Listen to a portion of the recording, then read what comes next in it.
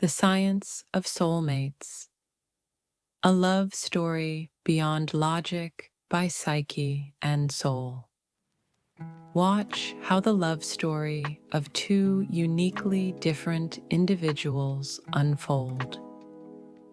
They say love is written in the stars, but Ethan believes it's written in the brain.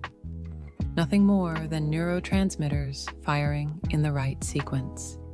Ethan, a cognitive scientist, sits in a bustling cafe, flipping through a book titled The Neuroscience of Love. He is deep in thought when a voice breaks his concentration. A sudden spill of coffee onto his book. Lena, an artist, gasps and laughs. "Well, I guess science couldn't predict that," she says. Ethan smirks. Actually, according to probability theory, this was bound to happen. And just like that, the experiment begins. Ethan and Lena couldn't be more different. He sees love as a formula. She sees it as a feeling. Over time, their conversations turn into debates. Their debates into playful challenges. Lena insists, "You can't reduce love to chemicals, Ethan. It's a feeling." Ethan counters, "Feelings are just brain responses. If you knew the formula, you could recreate love in anyone." Lena pauses, then asks, "Then why do some people feel like home?"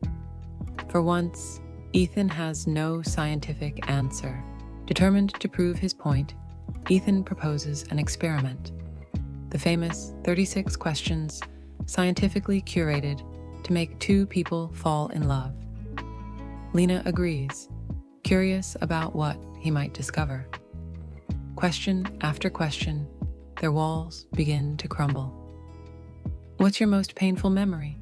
Lena asks. Ethan hesitates. "Watching my parents fall out of love."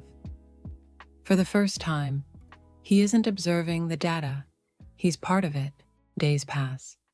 Ethan studies his own physiological responses. Increased dopamine, oxytocin spikes. It all points to love. But is it science, or is it Lena? One evening, he finds a note on his desk.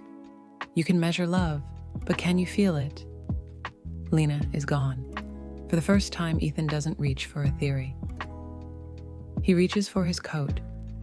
His heartbeat is erratic, not from an experiment, but from something he can't quantify.